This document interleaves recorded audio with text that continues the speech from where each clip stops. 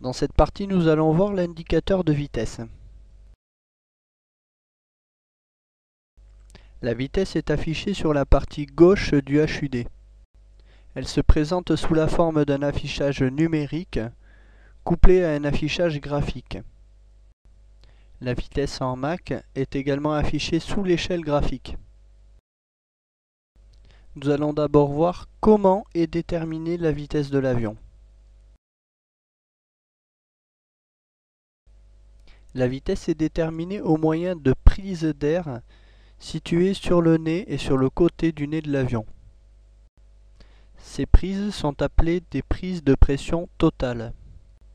Les deux prises qui mesurent la vitesse sont le pitot, situé au bout du nez, et une prise de pression totale située sur le côté droit du fuselage.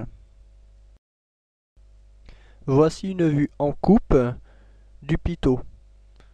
La prise d'air de pression totale située sur le côté fonctionnant selon le même principe.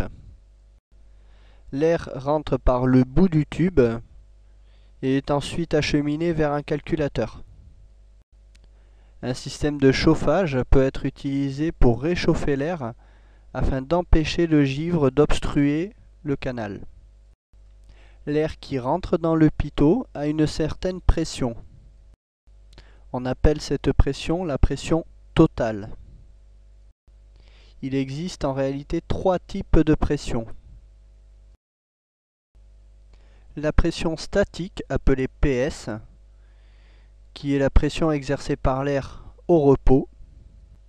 Nous verrons plus tard que cette pression statique est utilisée pour déterminer l'altitude de l'avion. La pression dynamique, qui est la pression supplémentaire exercée par l'air en déplacement. Si on parvient à mesurer cette pression dynamique, on peut alors en déterminer la vitesse à laquelle on se déplace. C'est donc cette pression que le calculateur va tenter de déterminer pour déterminer notre vitesse.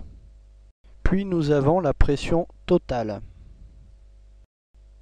La pression totale étant l'addition de la pression statique et de la pression dynamique.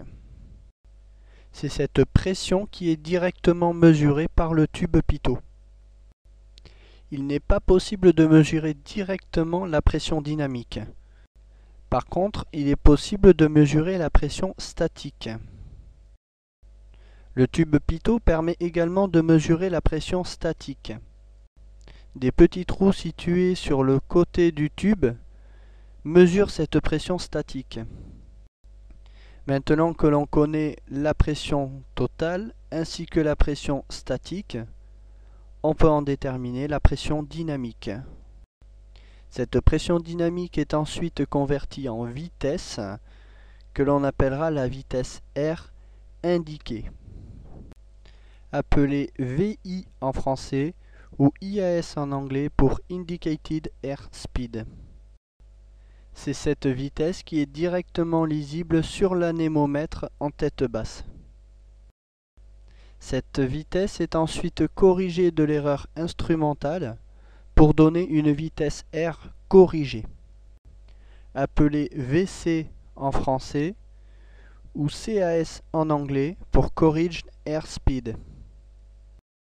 Cette vitesse peut être lue sur le HUD en plaçant le bouton vitesse sur le HUD Remote Control Panel en position CAS.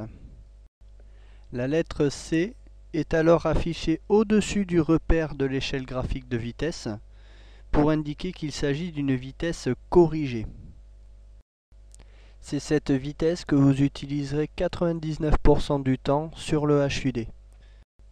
Car c'est en effet cette vitesse qui permet de déterminer les performances de notre avion par rapport à l'écoulement de l'air sur nos profils d'aile.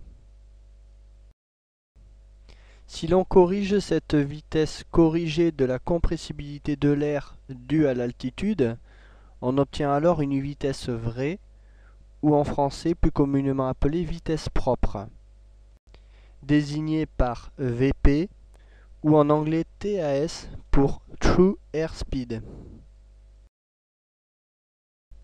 Cette vitesse peut être visualisée en plaçant le bouton de vitesse sur TAS. La lettre T indiquera alors qu'il s'agit d'une vitesse vraie. Cette vitesse présente très peu d'avantages dans Falcon, par conséquent vous ne l'utiliserez pratiquement jamais.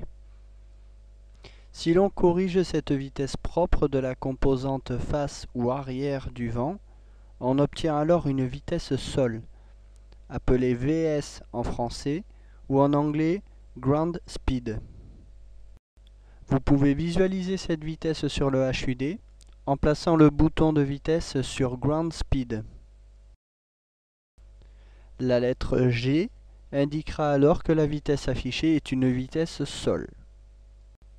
Cette vitesse peut être utile en navigation lorsque vous avez besoin de respecter un timing et donc de maintenir une vitesse de déplacement par rapport au sol précise.